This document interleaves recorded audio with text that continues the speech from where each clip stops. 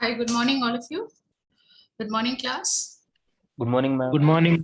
Yeah, I need to 1 minute. I'll increase the volume. Yeah, good to see Omkar, Ashil. Okay, where are the rest of the classmates of yours? Happy Navaratri, happy Dasera, season's greetings to all of you. Yes, same to you, ma'am. Same to you, ma'am. Thank you, ma'am. Thank you, Shreyas. Yeah, good. So today I'll be starting off with the third and fourth module of your syllabus, and let me just share that with you. And then we will also see how we are going to cover these 3 and 4 modules of the syllabus. And what you will also be getting as usual is that I will share with you references, and you know, because branding or advertising promotion is a very, very dynamic topic, and things change as the marketplaces changes, or as people and marketeers discover newer ways of marketing things and all of that. So and it is something that is applicable to everybody. So that is why advertising, promotion, or strategic brand management, or brand management becomes relevant for everybody. Especially, I think all of you will appreciate the fact that, you know, when we talk about entrepreneurship or people starting their own companies, or people trying to talk about how to make more business out of the existing business, it's all about how you really promote your product, which makes meaningful sense to the customers, isn't it? So today we have in our life so many things that are an outcome of things meeting our needs, if you think from the customer's point of view. So it is something that, of course, we will have to touch base as part of completing the syllabus. We will, of course, touch base with the basic theory, the concept, and all of that, the basic theoretical models or the foundational models, all of that. And we will look at also the contemporary trends that are happening. And it's not something that's going to come only from me, as usual, but it's something that we will all discuss. I will, of course, share certain resources that might supplement whatever you all are having access to, and as well as the fact that you all will equally participate in order to share your experiences. And it is also a good forum where we also come to know about different kinds of brands and positioning strategies. And please remember that there are too many brands around in the world. Why I say too many is because the names attached to any brand, or the graphics attached to any brand, or something that is about naming something, right? It is so many and innumerous that it is not possible to list at a given point of time a finite number of brands in a category. Forget about comprehensive or exhaustive list of brands, right? So that's the kind of area that you are going to really look at. So in order to proceed, while your students are coming in, I have also started recording the session. Kindly just tell your classmates to join fast. I do understand it's a festive season, but we have classes to take, and we have sessions to be done. So if they can join in fast. So what I'm sharing with you right now is the syllabus. All of you are aware of the syllabus. Please free to use the chat box also. So this is the syllabus pertaining to advertising and integrated marketing communications. All right.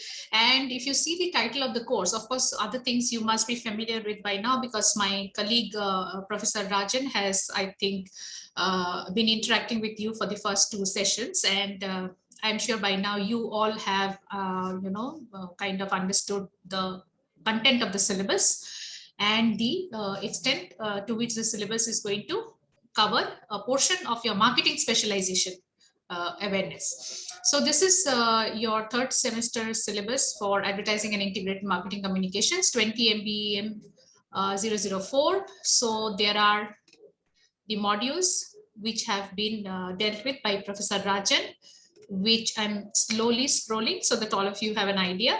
Here, module 1, overview and framework of advertising, has been done by Professor Rajan, and as well as module 2, ethics in advertising and laws, and then the 3rd and the 4th module. So this syllabus is comprised of 4 modules. So the 2nd and the 1st module has been covered. 3rd and 4th is what I'm going to take up. So if you look at the 3rd and 4th module, I hope all of you are able to see this. Please, send in your answers in the chat box kindly, if you're able to see that, or do I need to increase the magnification? Do I need to magnify? Because by Ma'am, chance, it's if you're, visible. is it fine? Ma'am, it is visible. Yes, ma'am. ma'am, it's fine. Okay, all right. Thank you so much. So if you see the third module, it basically deals with brands and brand management. And when you have covered your marketing syllabus, I think these are the basic terms that all of you have actually gone through, right? So in module 3, we're going to start with module 3 today, which is about brands and brand management. And it covers basically brands versus products, which is a typical question or typical thing that we all tend to deliberate on. What is a brand and what's a product? Is there a difference actually? In some categories, has the categorization or the differences, have they blurred, so to say? All right, for example, Xerox or photocopy. So we say that, you know, the pioneer brand in that category, which really made a success, became synonymous for the category per se. So very often when we want to photocopy a document, we often say, let me get a Xerox of that, right? But Xerox is actually a brand name. So somewhere certain times the brand names and the product category boundaries have blurred, and the brand names actually per se stand for the product itself. Even for example, you know, drinking water, purified water, or in the mineral water category, can you tell me which is the brand that normally people talk about when they talk about, you know, mineral water? Instead of saying mineral water, they'll say, you know, let me go and get Bisleri. Bisleri. yeah, right. Very good. Thanks, Ashil. Thanks, Omkar. This is Santosh. Yes, very good. So these are the ways in which, you know, certain times the brand names per se kind of become more prominent, and they actually kind of indicate the category, the product category also. So that's something about module 3. And then we look at the challenges and opportunities, because there are enormous challenges per se. Branding is not an easy task per se. And normally from the MBA courses or the business schools, people are hired into branding who have a certain amount of experience in terms of the tactical experience in executing certain marketing strategies pertaining to brands. However, as you gain experience, then people are given the opportunity to handle brands per se in the strategic brand management level. However, all of us in the corporate sector have always dealt with something to do with executing the promotional or the advertising strategies of the company pertaining to some brand or the other. All right. And why is the syllabus called as integrated marketing communication, IMC? All right, is because the entire focus of the communication from the corporate or from the organization to the customer is actually meant to be integrated in such a way that it makes meaningful sense to the target customer, right? So what is communication basically? When do we say something, we are able to communicate something rather than say talking or, you know, sending something? When do you think something is being communicated? When it makes sense to the receiver, right? So there has to be a meaningful communication or a sending of information from the sender to the receiver, which will make some kind of a meaningful sense. So therefore, we need to look at the challenges and the opportunities, and we will look at, in the third module, strategic brand management process. There's a certain process which has to be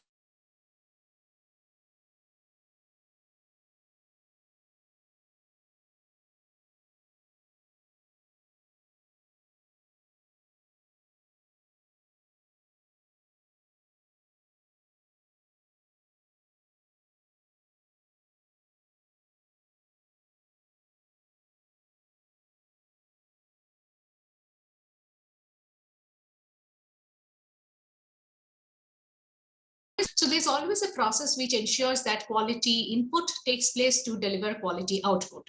All right, so we'll look at the strategic brand management process, and we will then look at the sources of brand equity, saying that brands today are as much an asset of a company, intangible asset of a company, and they are bought and sold with a lot of valuation, right? You would have also seen the contemporary some development in the marketplace. Before I tell you that development, can you put it in the chat box or unmute and tell me what is a contemporary development in today's marketplace in the country relating to something that has happened? Somebody, some group is rebuying back a brand in a particular category. Can you think of, can you recall and tell me what is the latest development? A very famous, Airline, Indian Airlines. Indian Airlines. Okay. What about it, Shreyas? What is happening about it? Tata brought it, ma'am. Yes. Air India. Yes. So when you said, right, you heard yourself saying that Tata bought that airline. Yes, ma'am. right? Which means there has been a money exchange, there will be something to buy. So there is somebody who's buying a brand back into the fold, which means the seller will have to be given the amount of money that they feel has been acceptable to the buyer, and the buyer accepts the transaction and will proceed to forward that amount of money to the seller in order to get the rights of that particular brand, right? So I will also be showing you today one of the resources where you can actually see how really brand equities work, brand equity, or how brands are valued, the valuation happens internationally. All right. Then we will also look at things about building a strong brand, creating customer value, because ultimately the brands which are considered valuable in the marketplace are those brands which create customer connect and have a substantial amount of customer following, which means there are people who depend on the brand based on the value that is being created for the customer, and so the brand has a certain amount of value in the market. Then we will look at brand positioning guidelines, and brand mantras. And of course, there are certain books and certain resources which are available, which are like the kind of seminal work, like they are old books or old mantras, but they keep on getting repeated and being implemented in the marketplace today. Along with all of that, of course, you will see certain companies, the bigger companies that we can look at, like Nike or a Levi's or a Google or an IBM, Facebook, and all of that. We will see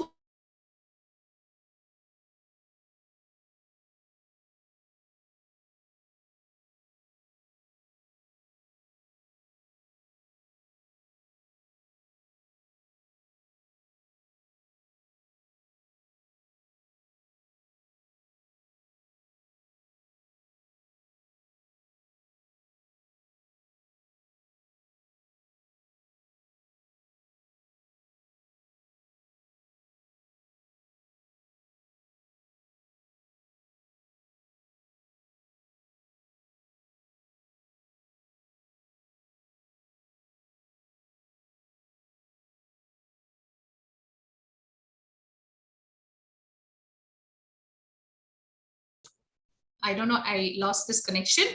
So I will reshare the screen quickly.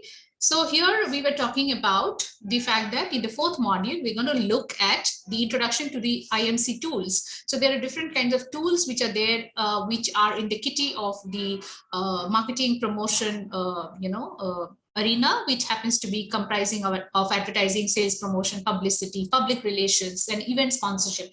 And these are not really different terms per se, they really have different kinds of work areas as well. And then we look at the IDA model, and we look at how to plan for marketing communications, Marcom, and establishing the Marcom objectives, because any kind of plan decision needs to start off with very clearly stated objectives, right? So how do you state the objectives, what is to be done? And from the setting of the communication objectives, then how do you look at the sales as one of the marketing communication objective, the Dagmar approach for setting ad objectives and measuring the effectiveness of all promotional tools and IMC programs. Now this basically the last part of the syllabus, if you see, measuring the effectiveness of all promotional tools. This is something that is a pervading challenge for all resource investors. So when you talk about certain things like, for example, how do I make sure that the investments I'm making into the marketing communications or the branding space is really giving me results? So that also pertains to something to do with the ROI in marketing, right? So we will look at all of that, and there are challenges enough, especially when brands are facing crisis in the environment. How do you balance the critical, the fine balance between investing in something which is medium term and long term, and balancing to get the short term returns? So all of this is what we will see. Now, as far as the syllabus goes, there of course will be some case studies which I will be sharing with you as part of the course facilitation, and of course the resource materials like notes and PPTs and all of this. And the textbook remains the same. However, you can also refer the reference books which are given here. And we have as part of the strategic brand management, one of the key books which are really very, very important is the 6th reference book that you see, the Kevin Lane Keller textbook. Of course, e-copies are available to buy. Otherwise, we do have hard copies in the library as well. And of course, the resources will be shared with you in terms of the readings or whatever it is that you need. Be sharing, if you see here, the 7th point, there are certain resources, very relevant resources from Harvard Business Review, which I will share with all of you, but then these have to be limited to the academic discussion, and you need to kindly ensure that you do not publicize it or put it in any kind of public forum or share it with any other person outside DSU. All right, so that takes care of the course syllabus and the reading content. And you are all familiar with the evaluation pattern of the continuous internal assessment. So the exams, internal tests, and of course quiz. I will also be administering a lot of quiz, because that will also help you to get yourselves familiar with the module as well. And of course the marks will be there for class attendance, so you need to really log in on time. All right, is there anything else that you need me to clarify here? Because right after this, I would like to show you the content of brand valuation from interbrand.com. So I will proceed. If there is any kind of doubt, you can of course ask me as we go along. So let me quickly share here, who's here? How many people? Santosh? Ashil Thomas. Ashil, are you here? Yes, ma'am. Ashil, how many people are there actually in the class, in the total list? 7 or 8, ma'am. 14 or 7 or 8? 7 or 8, ma'am. 7 or 8, is it? Okay. All right, thank you so much. Yeah, now I have put across to you on the screen, which I'll also share with all of you. This is a annual brand listing on a global scale from interbrand.com. So this is kind of a one-shot look at the top brands, possibly the top 100 global brands. And this is a listing which is done by this company, organization, interbrand.com. You can make a note of that and visit the website. It's a fantastic resource for understanding the different kinds of branding initiatives, activities, and the kind of emergence that is happening in the branding space. And on an annual basis, around this time of October, November is when this company actually releases the top 100 brand listing. And of course, there are various other categorization of listing, like emerging brands, and then different geographical area wise, Asia Pacific or Western Europe wise, there will be different categorization of brands and their listing, which is there. Now, what is this all about? When you list a brand and you're saying that, the top 100 brands, can you tell me, can you guess and tell me, marketing students here, can you guess and tell me, what do you think? I'm just scrolling, as I'm scrolling across the report, can you guess and tell me, based on what do you think brands really are ranked upon? Basis what? What do you think? If you are a marketer, by now you are in the second year and you have a fairly good idea about how the corporate space works. So what do you think would go into list the top, say, even if it is 100 or 200, say top X number of brands in the market? What do you think is going to be the evaluative criteria basis which this is going to be done? The market share value. Right, Pranita, market share value is a good, yes, concept. So market share, very good. What else? What else do you think? Excellent, market share. Now, that's also a point of thinking for all of you, that when you say that market share is definitely going to be some kind of an evaluative criteria, why do you think market share is important? The first question is, why market share?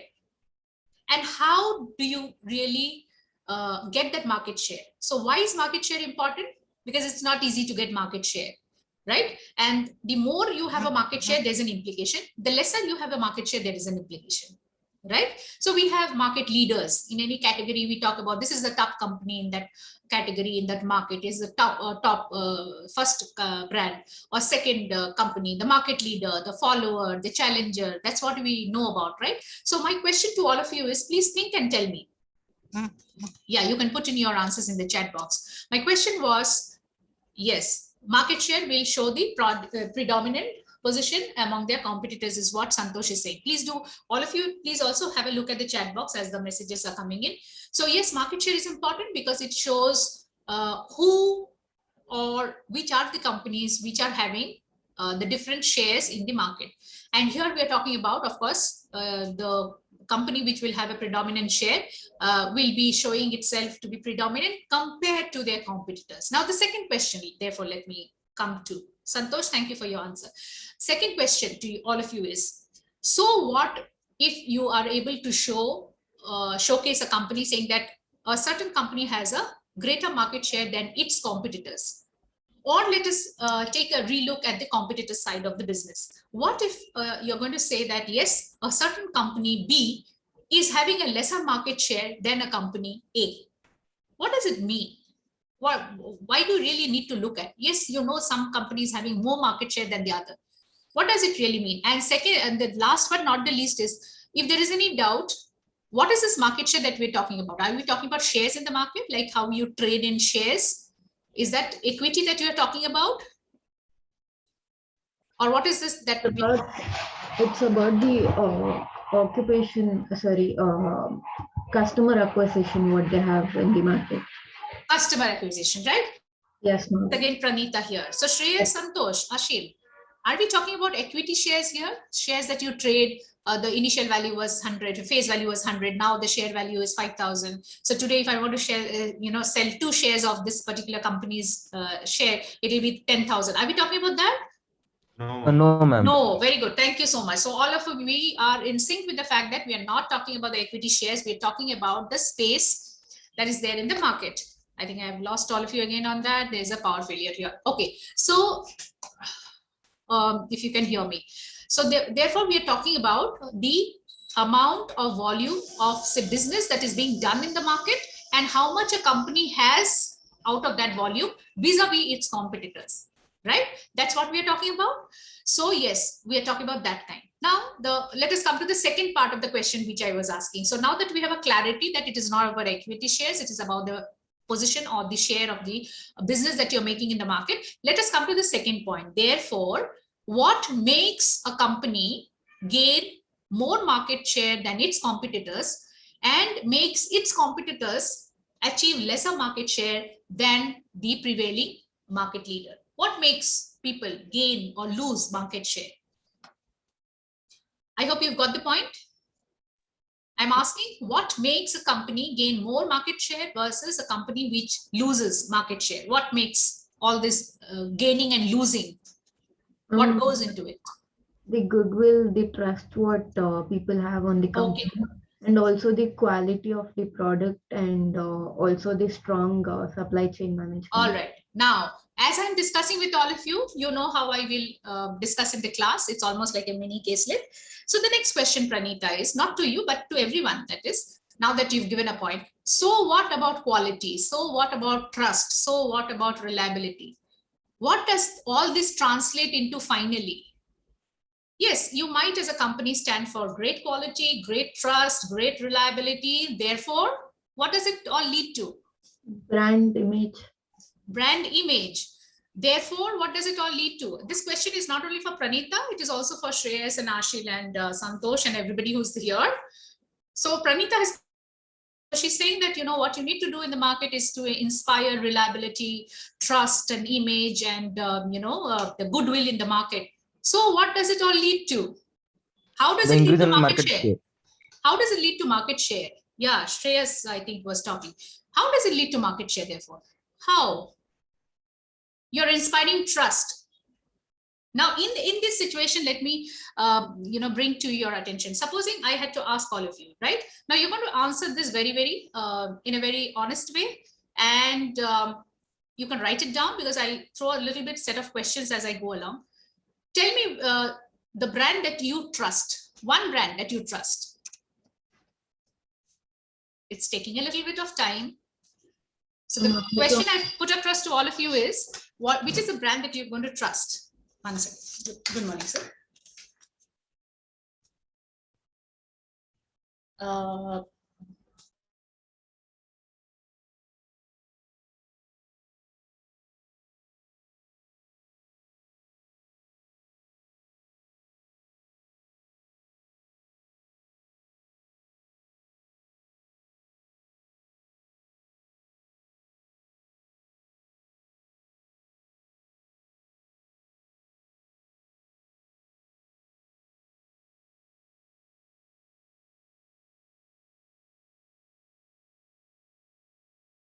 Right. So where are the answers? I have asked you, mention one brand, name one brand that you trust.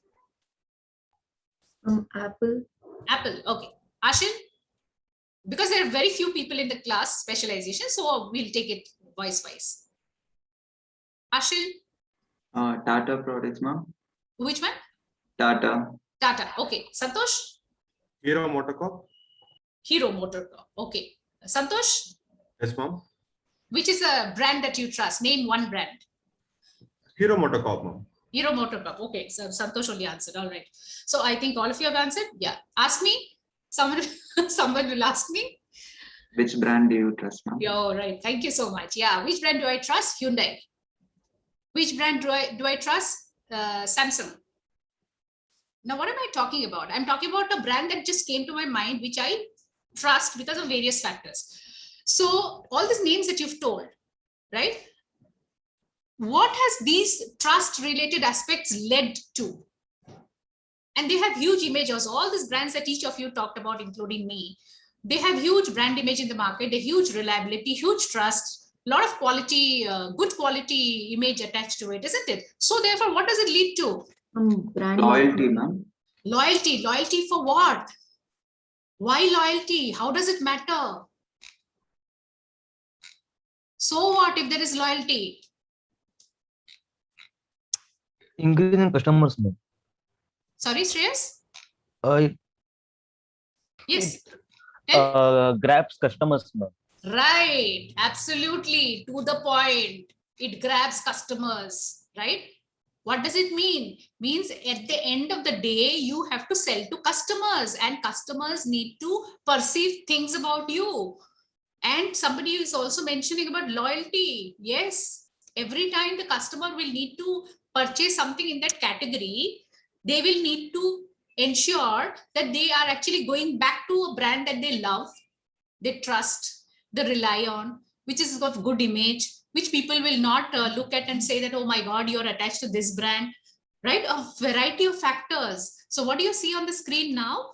On the screen now, you're seeing the list of the Interbrand top 100 brands that I was talking about. If you see here, so what you're seeing here is the top listing that this company has done. Now there is at the back end, there is a huge set of calculations that have gone in. There's a lot of formula attached to how this number has come in. Which is the top brand here?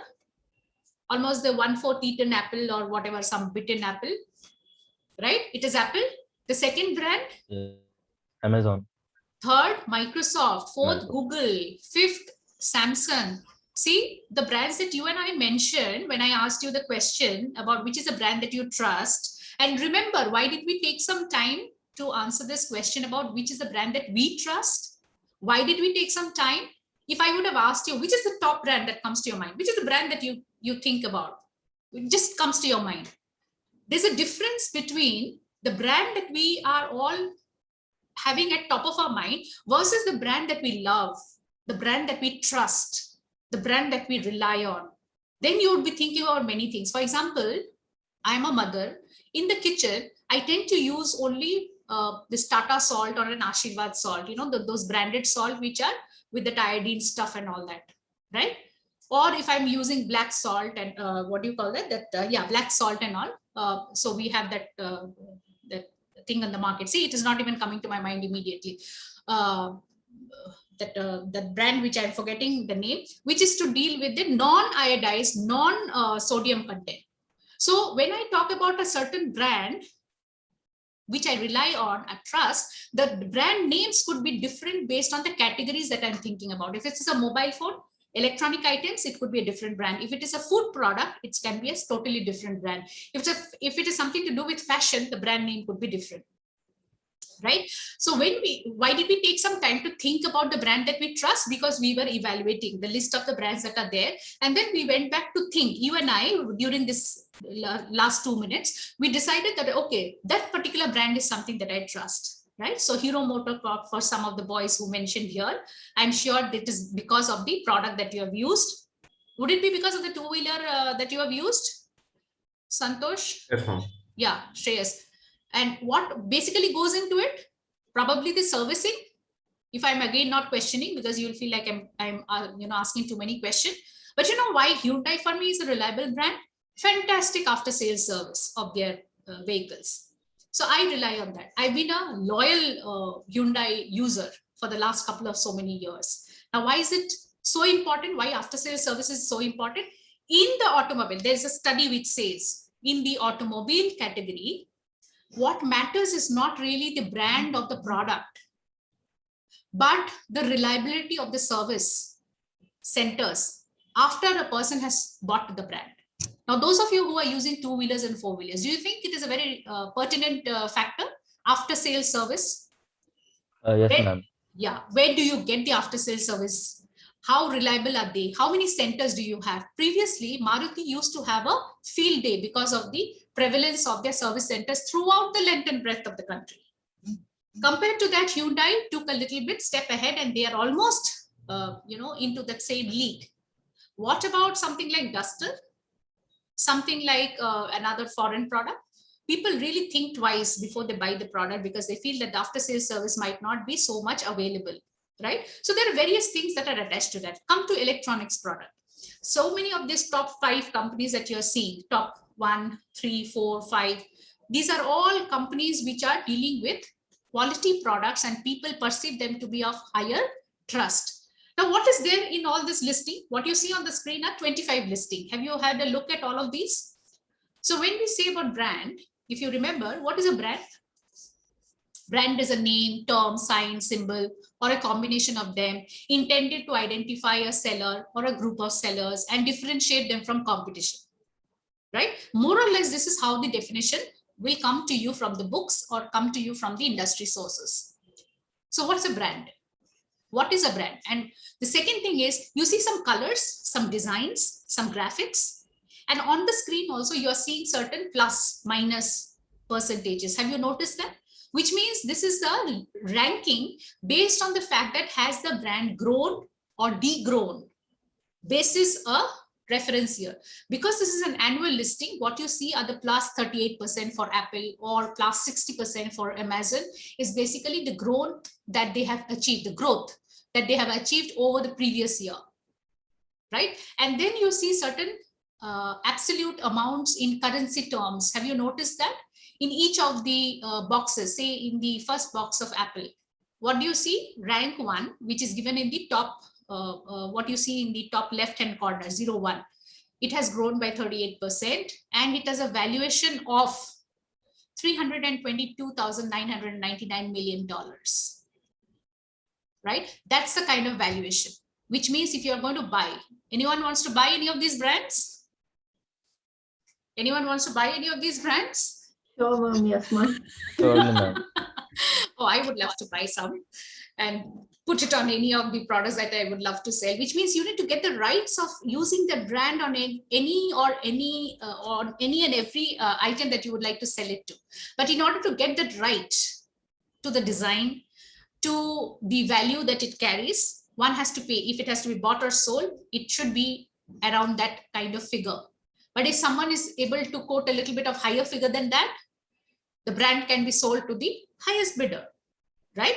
So the amount that you see, so for each quadrant or for each of the boxes that you see from 01 to 25, these are a combination of different brands in different categories, which have been listed by this interbrand.com on a global scale using a variety of factors, qualitative and quantitative factors, which we will see later as part of the brand valuation, and which ensures that you are able to rank the brands on a global scale. And these are brands, if you look at, there are hardly any kind of Indian brands per se here.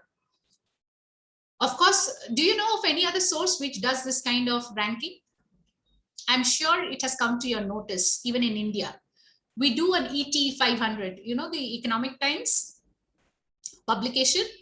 They do a brand, yeah, they also have an annual brand listing of Indian brands, right? So the brands that you see on the screen right now, I have scrolled down and now you are seeing the brands, the global brands ranked from number 26 to number 50. What is it that you see from, is there something that you notice from the previous page to this page? Anything that you notice? What is the similarity with the previous page? Let me go back to the previous page. So what do you see here? The ones on the top ranked 1 to 5 mostly have grown, isn't it? Mostly have grown. The first ranked brand has a greater valuation than the one which is ranked second.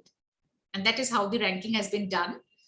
So Amazon at $200 odd million, Microsoft at $166,000 million, Google, and so on. It goes on. Which is the 19th brand on the screen?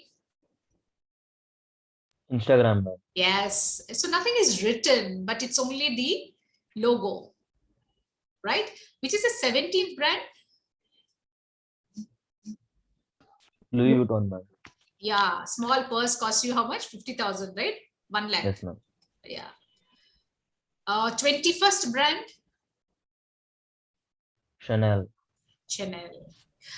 Have you seen, can you contrast the first brand valuation, first brand's valuation with the 21st brand's valuation? And this is about 2020. I think in about another week or so, we will have the Interbrands 2021 listing going to come out. And please remember, these are the brands which have kept this valuation despite the pandemic situation. And if you see the top listed brands also, these are brands which have gained or would have also ensured their agility in their business performance, despite whatever were the challenges that were thrown during the pandemic. Online shopping, all going online, look at how Amazon has gained, right?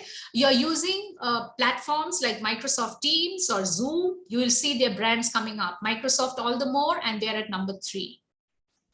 Right?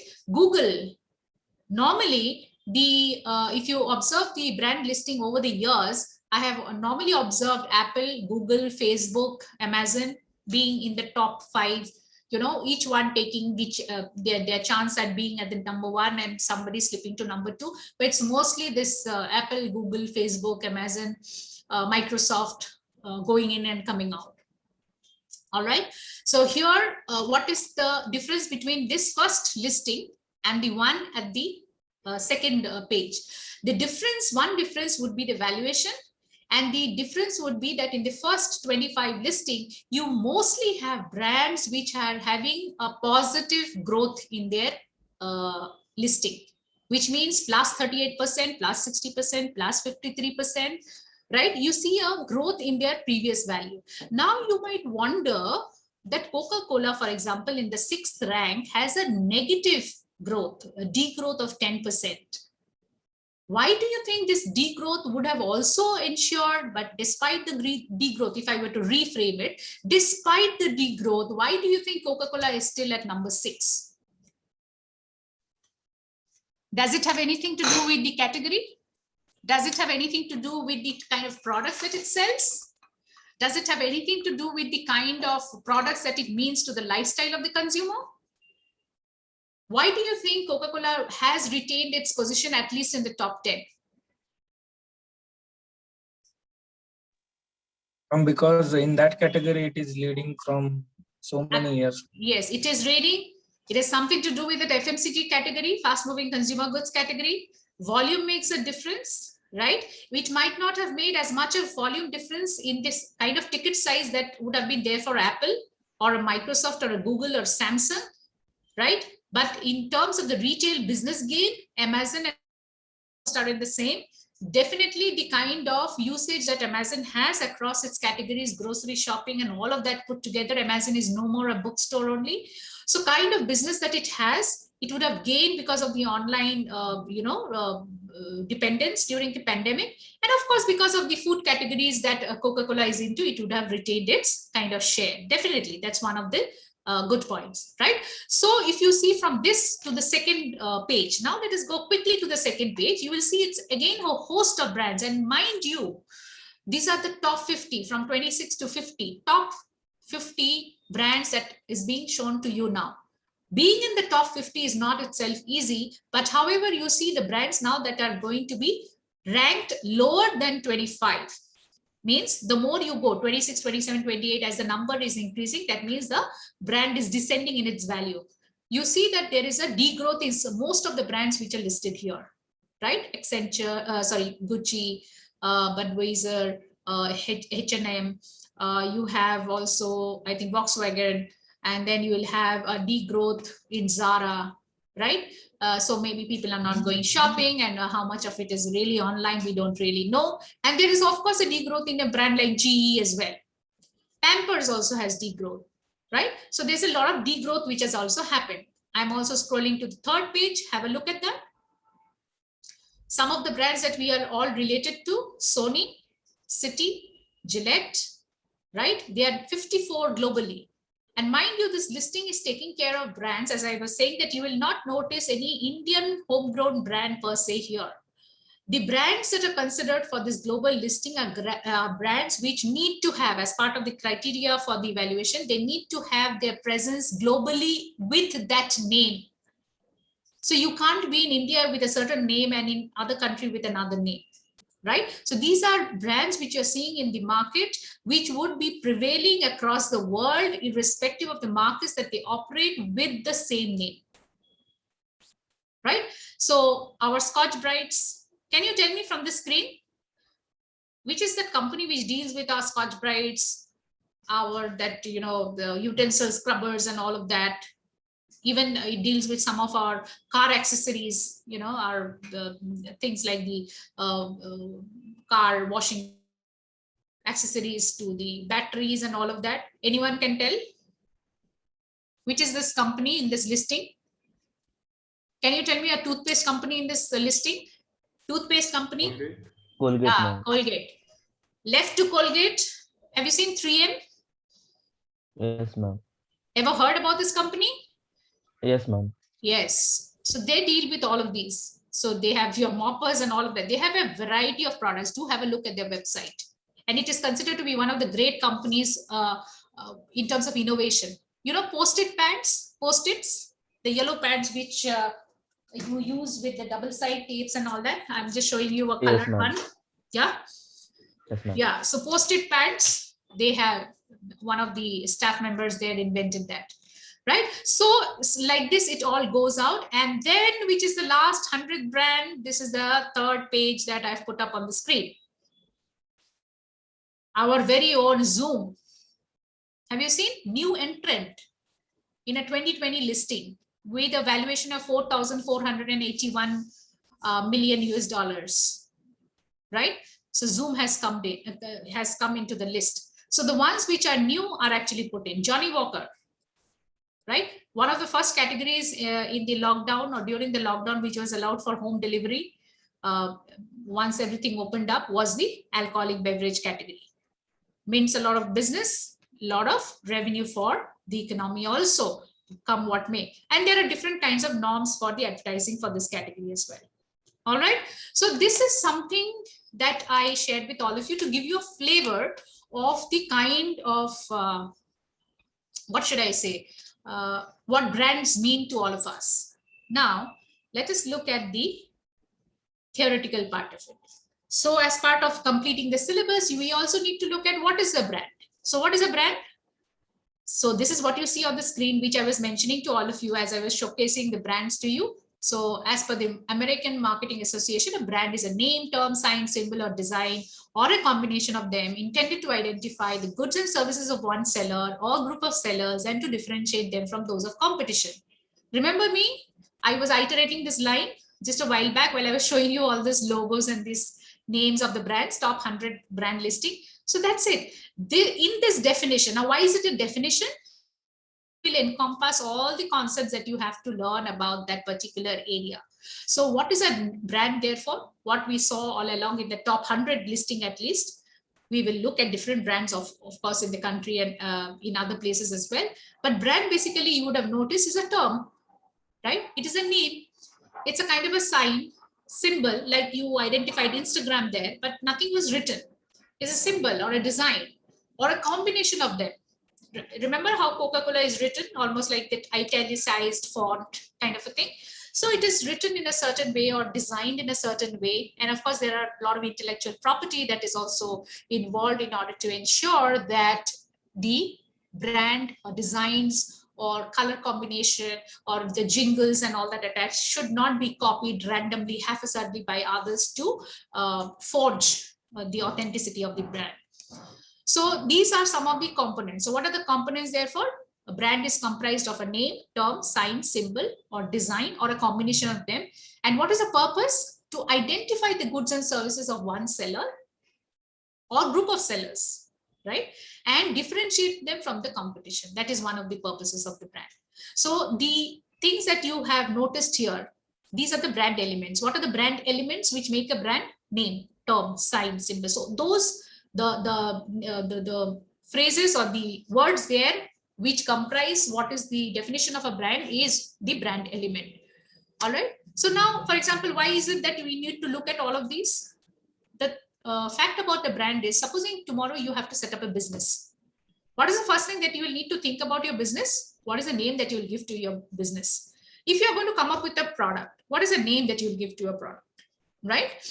So many practicing managers refer to a brand as more than what is created out of it. So it is more about what the brand means in the marketplace, the awareness, as you have all identified, reputation, the prominence, and so on and so forth. There are a variety of things, right? You would have seen so many mobile phones are there in the market, but not everybody is an Apple or a Samsung. So many cars are there in the market. So many two-wheelers are there in the market. It's certain brands which make a difference to the customer in terms of buying. So we can make a difference or distinction between the definition of a brand. The definition, the standard global definition is what we follow from the American Marketing Association of a brand with a small b, and the industry's concept of a brand with a capital B means brand can be anything. For example, Shreyas Riker, I'm seeing the name on the screen. Shreyas is a brand, right? When you're going to hire somebody, you are going to hire somebody, that person will have a name. That person will have a certain reputation, will have a certain prominence, will be known for a certain kind of skill set or some kind of a professionalism. So all of us, for example, human beings or people in the profession, we have names, but then we have so many actors, but how many actors have the kind of reach and favorability like Amitabh Bachchan, right? So you might have a new actor coming in, his or her name is a brand. But a big brand, mega brand like Amitabh Bachchan, a Shah Rukh Khan, Ranveer Kapoor, Deepika Padukone.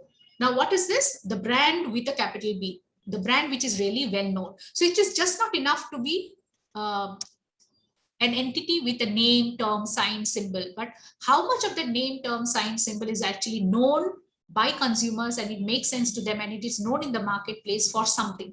That is why the global brand listing, say the top 100 listing that I showed you, these are brands with a big B, means these are brands which make a difference. These are brands which are really different in their area of operation. So brands versus products. So we'll be completing the class in about another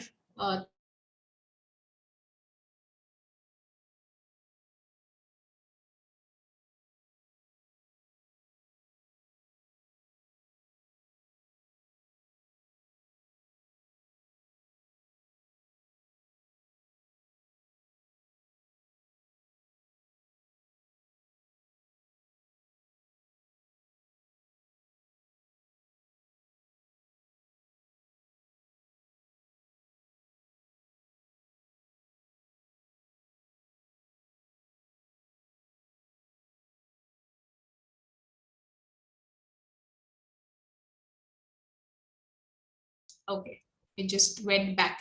So I was asking you, what is the simplest definition of marketing? What is the simplest definition of marketing in which brands, products, branding, product management, all of it comes to be a part of it? What is the simplest definition of marketing?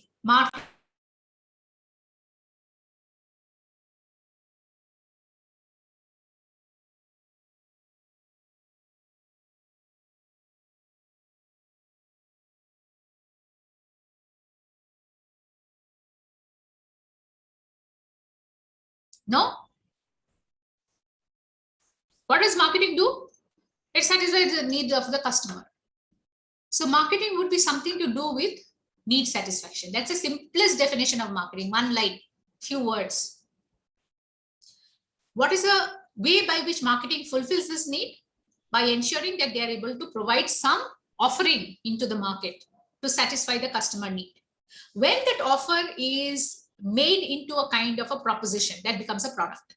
If that is a tangible one, we say it's a product. If it is intangible, it is a service. Right? All of you would have heard about all of these. So there could be different types of offerings given from the organization side to meet the customer needs.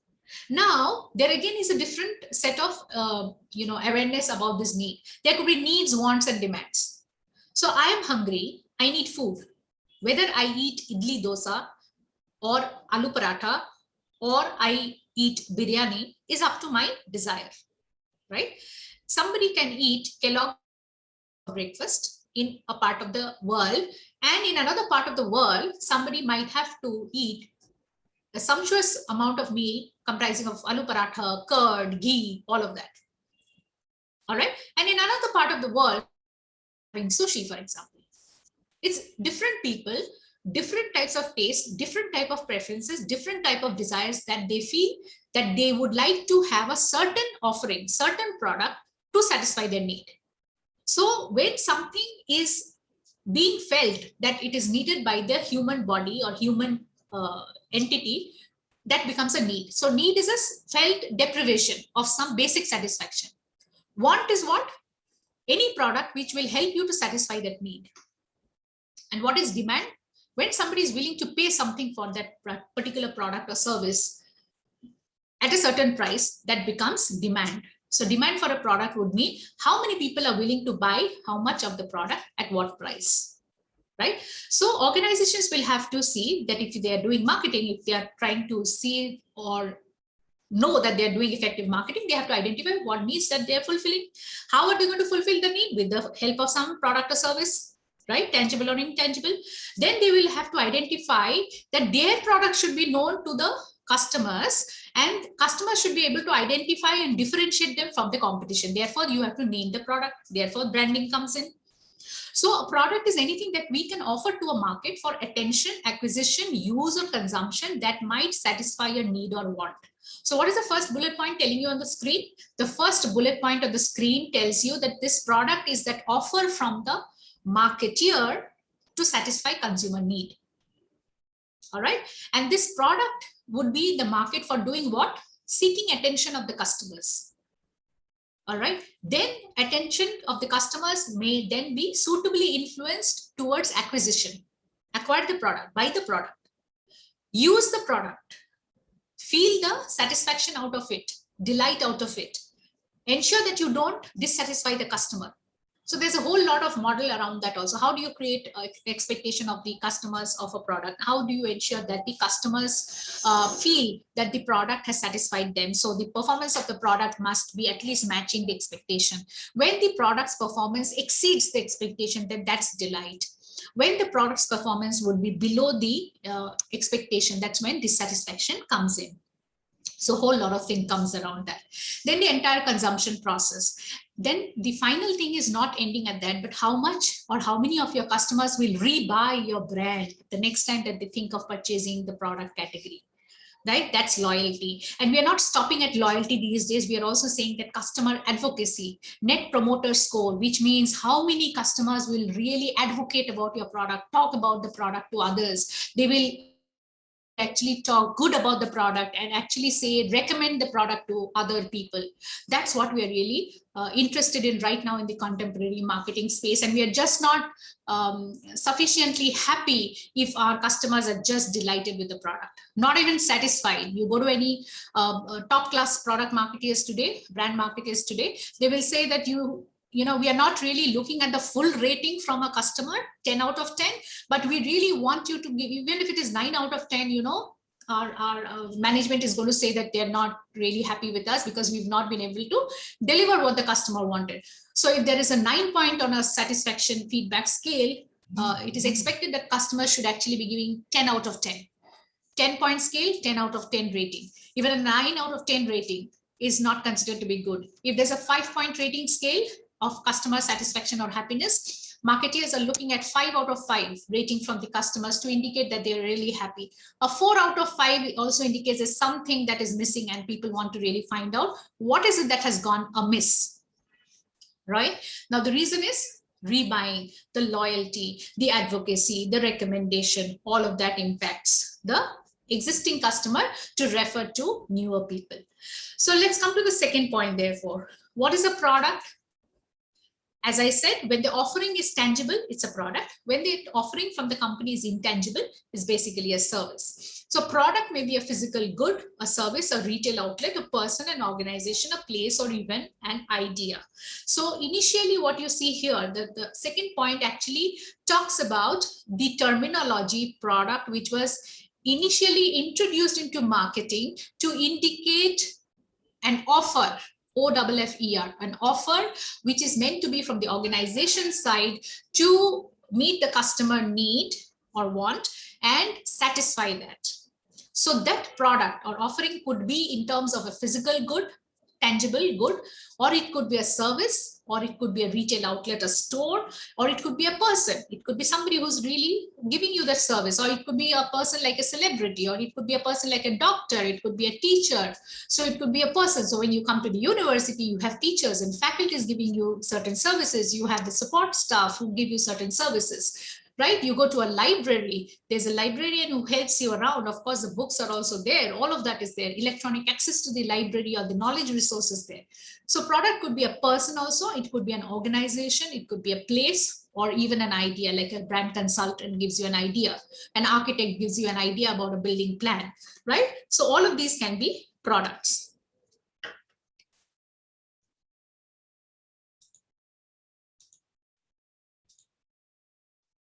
So there are 5 levels of the meaning of a product, I think, which we will cover in the next class, right? So all of you have read about the 5 levels of a product in your marketing class. So the core product, the generic product, the expected product, the kind of augmented product, and the kind of potential product. So normally we give it in the form of 5 concentric circles. All right, which indicates the core product to be the benefit that is expected to be out of a product, like a mobile phone. What do you think is the core functionality of a mobile phone? How it was earlier and how it is now? It is a combination of not only the basic product, but also what people expect out of a mobile phone these days and what people expect out of an enhanced mobile phone feature. And that enhances the kind of service or the kind of product price also. So this kind of 5 levels of the product is something that we will see in the next class onwards. So if there's anything that you would like to let me know, we have 2 more minutes and we can use that for recapping what we did. So we are stopping at the 5 levels of meaning of a product. So what we have done so far is that in today's class is that we've gone through the syllabus of the course. We've seen what the 3rd and 4th module is all about. And we have seen that the 3rd module is what we're going to start with. And I have shown you the interbrand listing, the top 100 interbrand listing, global brands, top 100 brands, what they are comprised of, the kind of brands that feature there, and similar kind of listing happens even in the different countries. Thereafter, we saw, after we have seen the practical brands and their listing, we have then moved on to the brand definition, what brand definition according to AMA is. Then we moved into what is the difference between products and brands. And then finally, we have proceeded to the 5 levels of the. So tomorrow onwards, whenever it is the next class, we will proceed with the next module. So if there's any kind of doubts, any clarifications, of course, the LMS remains. Anything else now? I'm here another minute or so. We can clarify any kind of doubts that you may have. Thank you so much for coming in. Thank you for participation. A lot of good participation early in the morning I've seen. And I wish you all a very happy festive season, holiday, resting, whenever you can. Are you guys coming to the campus now? Are you planning to come to the classes? Yes, ma'am, after the era. After this era, okay. All right. Thanks, Ravi Kiran. All right, so I think we'll let you all go now. I will log out from the session. I am stopping the recording now. I'll see you in the next